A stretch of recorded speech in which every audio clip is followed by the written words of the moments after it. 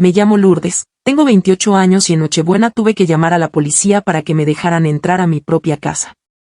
Durante años pensé que lo peor que me había pasado era perder a mi mamá cuando era niña. Pero con el tiempo descubrí que existe otro tipo de dolor, uno más silencioso, más lento, más cruel. El dolor de darte cuenta de que tu propio padre puede empezar a mirarte como si fueras una invitada incómoda en el lugar donde creciste. Trabajo como programadora en una empresa tecnológica en Ciudad de México. Vivo en un pequeño departamento rentado en la colonia Narvarte. No es lujoso ni enorme, pero tiene algo que jamás tuve realmente en la casa de mi infancia: paz. Mi mamá murió cuando yo tenía 11 años. Recuerdo perfectamente el olor del hospital, las luces blancas, el sonido constante de los monitores y la mano fría de mi padre sosteniendo la mía mientras nos daban la noticia. Después de eso, durante un tiempo, solo fuimos él y yo. Mi padre, Roberto, no era un hombre cariñoso, pero en aquellos años lo intentaba. Me preparaba el desayuno aunque quemara el pan, me llevaba a la escuela y algunas noches veíamos películas viejas mientras cenábamos pizza barata en la sala. Yo lo admiraba profundamente. Creía que éramos un equipo. Y quizás lo fuimos, hasta que apareció Marta. La conoció 2 años después de la muerte de mi madre. Marta era elegante, sonriente y sabía exactamente cómo comportarse frente a otras personas. Hablaba con voz suave, usaba perfumes caros y siempre parecía tener la frase correcta para cada ocasión. Pero detrás de esa sonrisa había algo frío. Ella llegó a nuestra casa en Coyoacán acompañada de sus 2 hijas, Maribel y Verónica. Maribel tenía 15 años y Verónica 14. Ambas eran mayores que yo y desde el primer día actuaron como si la casa siempre hubiera sido de ellas. Todo cambió demasiado rápido. Marta reemplazó muebles, cambió colores de paredes, movió fotografías y guardó en cajas casi todos los recuerdos de mi mamá. Cuando pregunté dónde estaban nuestras fotos familiares, respondió sonriendo: solo quiero darle un aire nuevo a la casa. Mi padre no dijo nada. Nunca decía nada. Esa fue la primera vez que entendí algo terrible. Él prefería evitar conflictos aunque eso significara abandonarme poco a poco. Con el tiempo dejé de ser prioridad. Maribel y Verónica recibían ropa nueva, teléfonos, regalos caros y atención constante. Mi padre asistía orgulloso a sus festivales escolares, competencias deportivas y reuniones familiares. En cambio, olvidaba mis concursos de ciencias, mis exposiciones y hasta reuniones importantes de la escuela. Yo trataba de convencerme de que era una etapa. Pensaba que eventualmente las cosas volverían a acomodarse. Pero no pasó. Marta empezó a controlar todo dentro de la casa. Controlaba horarios, gastos, conversaciones y hasta silencios. Mi padre simplemente obedecía. Cuando Maribel terminó la preparatoria, le pagaron una carrera completa en Monterrey. Departamento, colegiaturas, transporte, comida, todo. 2 años después hicieron exactamente lo mismo con Verónica en la Ibero. Nadie habló de dinero. Nadie mencionó sacrificios. Nadie dijo que fuera demasiado. Luego llegó mi turno. Tenía 18 años y había conseguido entrar a ingeniería en sistemas gracias a una beca académica. Solo necesitaba ayuda con el porcentaje restante. Recuerdo perfectamente aquella tarde. Mi padre estaba sentado en la cocina. Marta fingía ordenar unos papeles cerca de la mesa, aunque claramente escuchaba todo. Lourdes, dijo mi padre sin mirarme directamente. Ya eres grande. Debes aprender a resolver tu vida sola. Lo observé confundida. ¿Qué quieres decir? Que deberías pagar tú misma lo que falta de la universidad. Sentí que algo se quebraba dentro de mí. Pero a Maribel y a Verónica les pagaron todo. Mi padre suspiró como si yo fuera la problemática. Eso fue diferente. ¿Diferente por qué? Marta cruzó los brazos. Porque ellas sí sabían valorar las oportunidades. Esa frase me atravesó como una cuchilla. Mi padre ni siquiera la contradijo. Algún día me lo vas a agradecer, dijo él. Esto te hará fuerte. No le agradecí nada. Trabajé durante toda la carrera. Entre semana atendía una cafetería cerca de la universidad y los fines de semana trabajaba en una tienda departamental. Dormía poco, vivía agotada y aprendí a sobrevivir contando monedas. Hubo noches en las que regresaba llorando de cansancio. Otras veces fingía estar enferma porque simplemente no podía moverme. Pero seguía adelante. Pagaba inscripciones, libros, transporte y materiales mientras veía cómo mi padre seguía financiando viajes y lujos para las hijas de Marta. Una noche, durante mi tercer año, llegué tarde del trabajo. Entré en silencio para no despertar a nadie. Entonces escuché voces desde la sala. Era Marta. Qué bueno que Lourdes consiguió beca, dijo riéndose. Imagínate si también hubiéramos tenido que pagarle todo. Mi padre respondió inmediatamente. Sí. Bastante problema ha dado siempre. Me quedé inmóvil. Todavía recuerdo el frío que sentí en el pecho. Luego agregó algo peor. Puro gasto, puro conflicto. Al menos las otras dos sí valieron la inversión. Mi propio padre acababa de decir que yo no valía la inversión. No entré a la sala. No lloré. No hice escándalo. Simplemente subí a mi habitación y aprendí a guardar el dolor en silencio. Después de graduarme conseguí trabajo como programadora junior. Resultó que era buena. Muy buena. Aprendía rápido, resolvía problemas complejos y aceptaba proyectos que otros evitaban. Poco a poco empecé a ganar mejor dinero. También comencé a estudiar inversiones por mi cuenta. Fondos indexados. Acciones. Criptomonedas. Al principio cometí errores y perdí dinero, pero aprendí. Con el tiempo empecé a crecer económicamente. No fue suerte. Fueron años de trabajo obsesivo, ahorro extremo y decisiones inteligentes. Hasta que finalmente ocurrió algo que jamás imaginé posible. Hace 6 meses compré una casa en Valle de Bravo. No fue una compra sencilla. Tenía una hipoteca enorme y vacié prácticamente todos mis ahorros para el enganche. Pero era mía. Una casa hermosa cerca de Avándaro, rodeada de árboles y con vista al lago. 4 habitaciones. Terraza. Chimenea. Cocina moderna. Era exactamente el tipo de hogar que soñaba tener cuando era niña. Un lugar donde nadie pudiera hacerme sentir menos. Cuando se lo conté a mi padre y a Marta, parecieron impresionados. Incluso Marta fingió amabilidad. Qué bonita inversión, Lourdes, dijo sonriendo. Te fue muy bien. Ahora entiendo que desde ese momento comenzaron a verme de otra manera. No como familia, sino como alguien útil. Por alguna razón que todavía hoy me cuesta entender, decidí invitarlos a pasar Navidad en mi nueva casa de Valle de Bravo. Quizás una parte de mí seguía esperando algo imposible. Tal vez quería que mi padre finalmente se sintiera orgulloso de mí. Tal vez quería recuperar aunque fuera un pequeño pedazo de la relación que tuvimos antes de Marta. Le mandé las llaves de la casa y además le transferí 50,000 pesos para comida, decoración, bebidas, limpieza y todo lo necesario para preparar la cena navideña. A nosotros nos encargamos de todo, me aseguró mi padre por teléfono. Tú solo llega el 24 y disfruta. Quise creerle. La mañana de Nochebuena cargué mi coche con regalos, postres, botellas de vino, chocolates y café. Salí de Ciudad de México alrededor de las 4:30 de la tarde para evitar tráfico, pero fue imposible. Las carreteras estaban saturadas. Manejé casi 3 horas. Cuando finalmente llegué, ya había oscurecido. La casa se veía preciosa. Había luces cálidas en la terraza, humo saliendo de la chimenea y un enorme árbol navideño brillando detrás de las ventanas. Por un segundo sentí felicidad real. Pensé. Quizás esta vez sí podamos tener una Navidad normal. Tomé una bolsa de regalos y caminé hacia la puerta principal. El aire estaba helado. Olía a bosque húmedo y leña. Toqué el timbre. Escuché pasos. La puerta se abrió apenas unos centímetros. Era Maribel. Tenía puesta la cadena de seguridad. ¿Qué haces aquí?, preguntó con absoluta tranquilidad. Me reí nerviosamente. ¿Cómo que qué hago aquí? Es Navidad. Ella no sonrió. Decidimos pasar esta Navidad solo con la familia de verdad. Sentí que el cuerpo se me congelaba. Detrás de ella escuchaba risas. La voz de Marta. Música navideña. Copas chocando.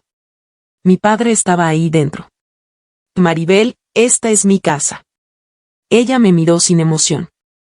Adiós, Lourdes. Y cerró la puerta en mi cara. Me quedé inmóvil, con una bolsa de regalos en la mano, frente a mi propia casa. La casa que yo había comprado. La casa que yo estaba pagando. La casa que ellos habían decorado usando mi dinero. Desde adentro seguían escuchándose risas y conversaciones cómodas. Como si yo no existiera. Como si fuera una extraña. Respiré profundo varias veces. Una parte de mí quería romper la puerta. Otra quería llorar. Pero hice algo diferente. Volví lentamente al coche, dejé los regalos en el asiento trasero y saqué mi celular. Llamé a la policía municipal. Cuando contestaron, traté de mantener la voz estable. Buenas noches. Necesito apoyo en mi domicilio. Hay personas dentro de mi propiedad y no me permiten entrar. La operadora pidió datos y documentos. Le expliqué que tenía identificación, escrituras digitales y comprobantes de propiedad. Permanezca afuera y espere a los oficiales, indicó. Volví al coche para protegerme del frío. Desde ahí podía verlos dentro de la casa. Marta servía vino. Verónica se reía. Mi padre cortaba la cena como si fuera una noche perfecta. Yo estaba afuera. 35 minutos después llegaron 2 patrullas. Bajaron varios oficiales. Uno de ellos me preguntó: ¿Usted es la propietaria? Sí. Les mostré todos los documentos. Los revisaron cuidadosamente y luego uno de ellos asintió. La propiedad efectivamente está a su nombre. Sentí una mezcla extraña de alivio y humillación. Porque incluso necesité demostrar legalmente que tenía derecho a entrar a mi propia casa. Los oficiales caminaron conmigo hacia la entrada. Golpearon la puerta con fuerza. Esta vez abrió Bruno, el prometido de Maribel. Su expresión cambió completamente al ver los uniformes. Buenas noches, dijo el oficial. Necesitamos hablar con las personas dentro de la propiedad. Bruno se hizo a un lado. Entramos. El calor de la casa me golpeó inmediatamente. La chimenea estaba encendida. La mesa navideña completamente preparada. Las luces brillaban por todas partes. Y todos me miraban como si yo fuera el problema. Marta apareció sosteniendo una copa de vino. Oficiales, esto es un asunto familiar. No, señora, la interrumpió el policía. La propietaria reportó que se le negó el acceso a su domicilio. El silencio cayó sobre la sala. Mi padre apareció desde el comedor con el rostro completamente pálido. Lourdes, ¿qué está pasando? Lo miré directamente. Me dejaron afuera de mi propia casa en Nochebuena. Eso está pasando. Marta intentó sonreír. Todo fue un malentendido. ¿Un malentendido? Pregunté. Maribel literalmente me dijo que querían pasar Navidad solo con la familia de verdad. Maribel cruzó los brazos. Porque siempre haces drama por todo. El oficial dio un paso adelante. La propietaria solicita que abandonen el domicilio. Si se niegan, esto podría escalar legalmente. Entonces empezó el caos. Verónica comenzó a llorar. Marta empezó a recoger bolsos furiosa. Maribel gritaba que yo estaba arruinando la Navidad. ¿Y mi padre? Mi padre solo me miraba. Como si finalmente entendiera algo demasiado tarde. Se acercó lentamente. Lourdes, por favor, podemos hablar. Sentí una risa amarga atorada en la garganta. ¿Hablar? ¿Ahora sí quieres hablar? Él abrió la boca pero no encontró palabras. Porque no había explicación posible. Había escuchado cómo me echaban de mi propia casa. Y no hizo nada. Los oficiales les dieron unos minutos para recoger sus pertenencias esenciales. Documentos. Abrigos. Celulares. Nada más. Maribel pasó junto a mí cargando algunas bolsas. Se inclinó ligeramente hacia mi oído. Te vas a arrepentir de esto. Pero su voz temblaba. Ya no sonaba poderosa. Sonaba asustada. Mi padre fue el último en salir. Antes de cruzar la puerta se detuvo. Lourdes, de verdad lo siento. Lo miré fijamente. Tú siempre las elegiste a ellas. No respondió. Bajó la mirada y salió de la casa. Finalmente las patrullas se alejaron. Y por primera vez en toda la noche, el silencio llenó la casa. Me quedé sola frente a la chimenea durante varios minutos. El árbol seguía encendido. La cena seguía servida.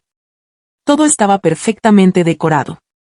Habían hecho un excelente trabajo usando mis 50,000 pesos. Me senté lentamente en el sillón intentando entender lo que acababa de pasar.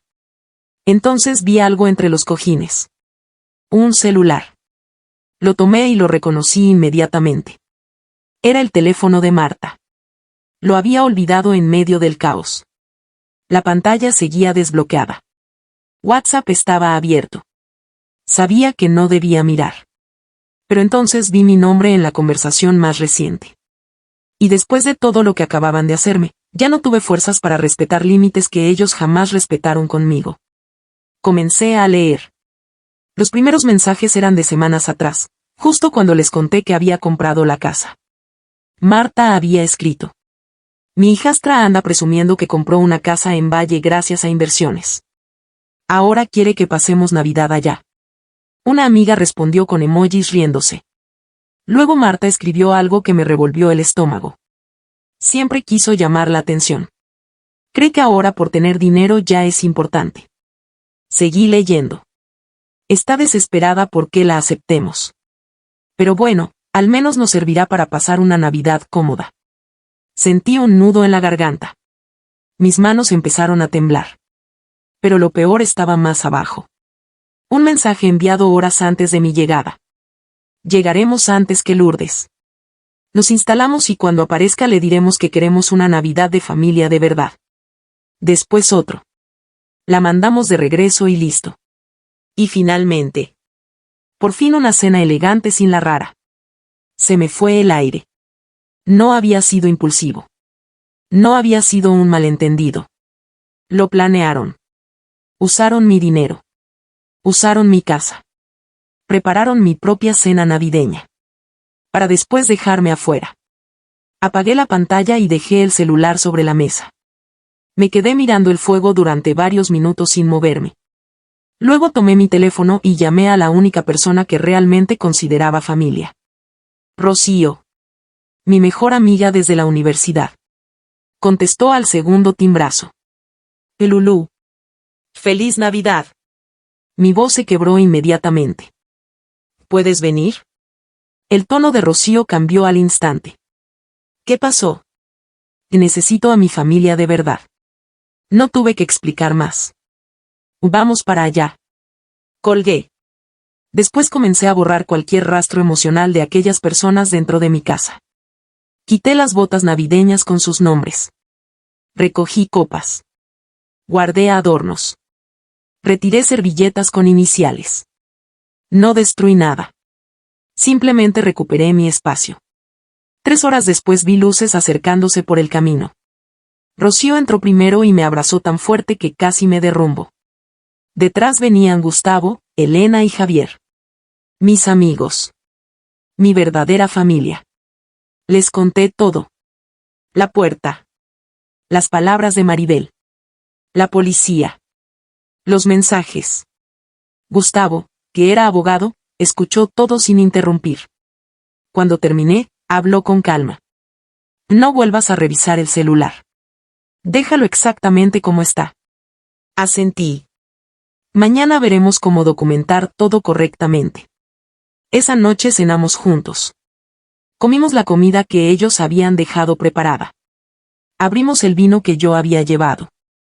Tomamos ponche caliente frente a la chimenea. Y poco a poco volví a sentir calor. Nadie me hizo sentir incómoda. Nadie minimizó mi dolor. Nadie me trató como una carga.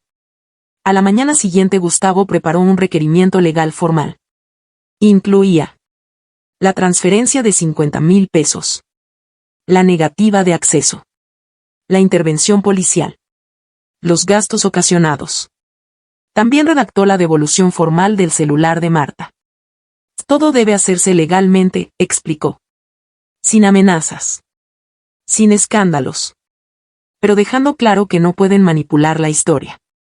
Acepté. 2 días después comenzaron las llamadas. Primero mi padre. No contesté. Luego Marta. Después Maribel. Mi celular no dejaba de vibrar. Al principio eran reclamos. Estás exagerando. Arruinaste la Navidad. ¿Cómo pudiste hacernos esto? Luego comenzaron las súplicas. Podemos hablar. Somos familia. Tu padre está muy mal. No respondí ninguno. Finalmente envié un único mensaje a mi padre. A partir de ahora toda comunicación será únicamente a través de mi abogado. Eso fue todo. 5 días después aceptaron reunirse en la oficina de Gustavo. Llegué temprano aquella mañana. Mi padre entró primero. Parecía envejecido. Cansado.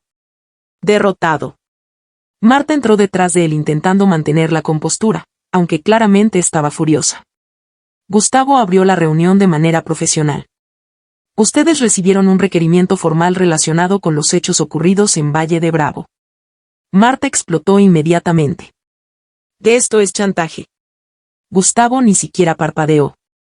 No, señora. Es una reclamación legal perfectamente sustentada. Luego explicó todo con precisión. La transferencia. La ocupación de la casa. La negativa de entrada. La intervención policial. Mi padre escuchaba en silencio absoluto. Finalmente sacó un sobre. Aquí está todo, dijo con voz baja. Habían pagado. Los 50,000 pesos. Los cambios de cerradura. La limpieza. Los gastos legales iniciales. Gustavo verificó las transferencias. Correcto. El requerimiento queda resuelto. Entonces mi padre levantó la mirada por primera vez. Tenía los ojos húmedos. Lourdes, perdón. No respondí. Él tragó saliva. Te fallé desde hace muchos años. El silencio se volvió pesado. Debí ayudarte con la universidad. Debí ir a tus concursos. Debí detener a Marta desde el principio. Marta giró la cabeza incómoda. Pero él continuó. Vi muchas cosas y me quedé callado porque tenía miedo de quedarme solo otra vez. Sentí dolor. Rabia. Y algo peor. Pena. Porque por primera vez veía claramente la verdad. Mi padre no había sido cruel. Había sido cobarde. Y esa cobardía destruyó todo entre nosotros. Salí de la oficina de Gustavo sintiendo algo extraño. No era felicidad. Tampoco alivio completo. Era más bien el cansancio de alguien que finalmente deja de pelear una guerra que llevaba años librando sola. Afuera hacía frío. El cielo de Ciudad de México estaba gris y pesado, como si fuera a llover en cualquier momento. Caminé lentamente hacia mi coche mientras escuchaba el ruido distante del tráfico y las voces de personas que seguían con su vida sin imaginar que la mía acababa de cambiar para siempre. Porque sí.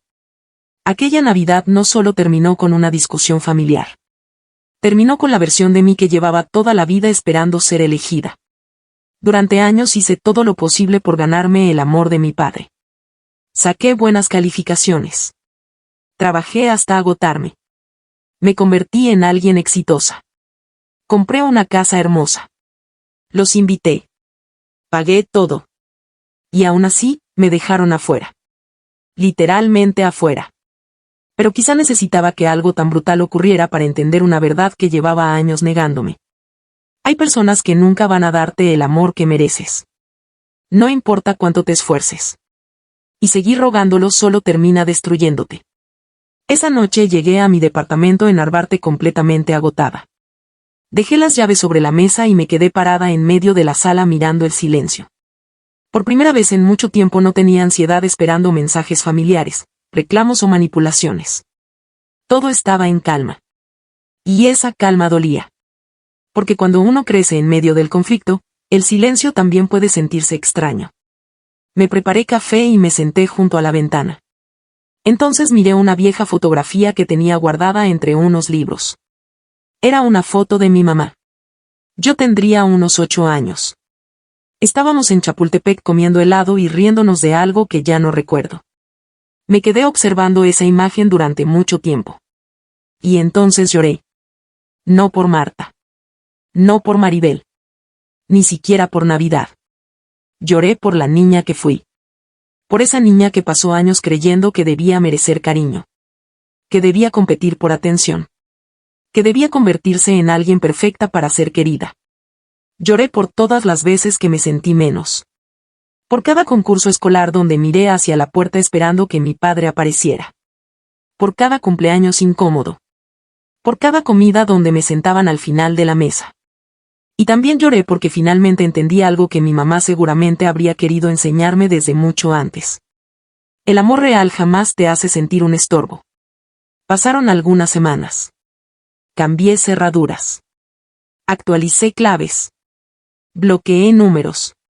También cambié mi número telefónico. Necesitaba cerrar esa puerta completamente. La casa de Valle de Bravo seguía ahí, hermosa y silenciosa entre árboles y neblina. Pero después de lo ocurrido ya no podía verla igual. Cada rincón me recordaba aquella puerta cerrándose en mi cara. Así que tomé una decisión. La pondría en renta vacacional. No quería venderla. Porque seguía siendo el símbolo de algo importante. No del rechazo. Sino de todo lo que logré sola. Contraté una agencia especializada y las reservaciones comenzaron rápidamente. La casa empezó a generar ingresos suficientes para cubrir buena parte de la hipoteca. Y poco a poco dejó de sentirse como el escenario de una herida. Comenzó a sentirse mía otra vez. Mientras tanto, seguí enfocándome en mi trabajo. Las cosas iban bien. Muy bien. Mi empresa me ofreció liderar un nuevo equipo de desarrollo y por primera vez empecé a imaginar un futuro donde mi vida no estuviera definida por mi familia. Un futuro propio. Aún así, había días difíciles. Días en los que escuchaba una canción vieja y pensaba en mi mamá. Días en los que veía familias felices en restaurantes y sentía un vacío extraño.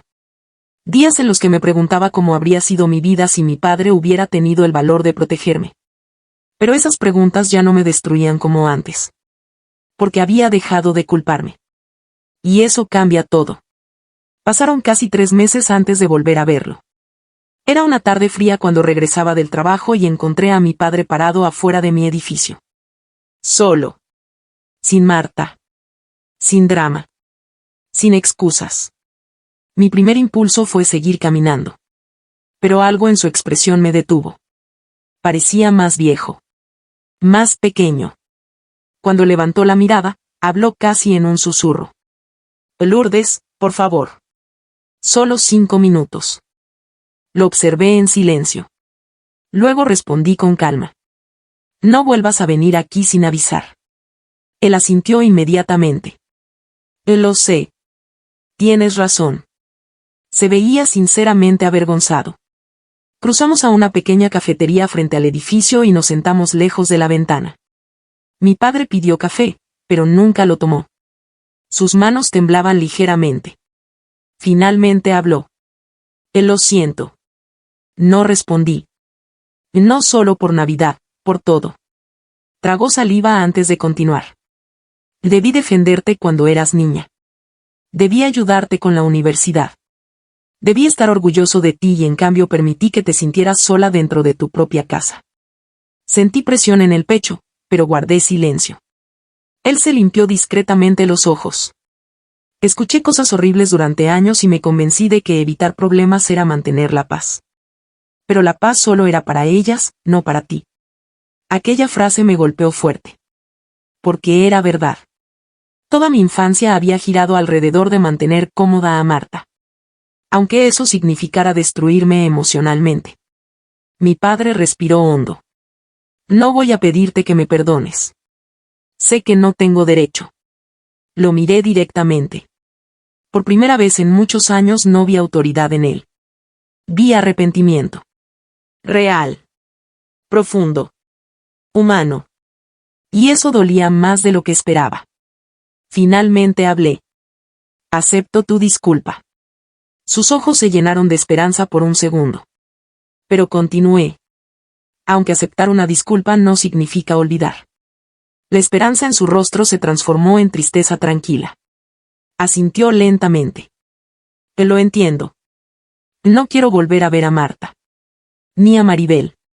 Ni a Verónica. Ellas no son mi familia. Él bajó la mirada. Lo sé. Tomé aire antes de decir lo más importante. Y si tú y yo llegamos a tener algún tipo de relación otra vez, será despacio. Bajo mis condiciones. Mi padre asintió inmediatamente. Lo que tú necesites. Nos quedamos en silencio unos segundos. Después él extendió lentamente la mano sobre la mesa y tocó la mía. No la aparté. Pero tampoco la sostuve. Aún no. Él entendió perfectamente. Se levantó primero. Gracias por escucharme. Y se fue. No hubo abrazo. No hubo escena dramática. No hubo reconciliación mágica. Solo dos personas intentando sobrevivir a los errores del pasado. Pasaron algunas semanas más. Un día, mientras veía llover desde mi oficina, tomé mi celular nuevo y le envié un mensaje corto. ¿Cómo estás? Nada más. Tal vez parecía poco. Pero para mí significaba muchísimo. Porque ya no estaba escribiendo desde la necesidad desesperada de ser querida. Ahora escribía porque yo decidía hacerlo. Y esa diferencia lo cambiaba todo. Hoy mi vida es tranquila. La casa de Valle de Bravo sigue rentándose algunos fines de semana. Mi trabajo me gusta. Mis amigos siguen cerca. Rocío, Gustavo, Elena y Javier demostraron ser la verdadera familia que uno elige. A veces todavía duele. Hay heridas que no desaparecen completamente. Pero ya no acepto lugares donde me hacen sentir pequeña. Ya no mendigo cariño. Ya no corro detrás de personas que solo me buscan cuando les conviene. Y sobre todo, ya no espero que alguien me abra una puerta. Porque finalmente aprendí algo importante. La casa más difícil de recuperar no era la de Valle de Bravo. Era yo misma. Y después de tantos años, por fin volví a entrar.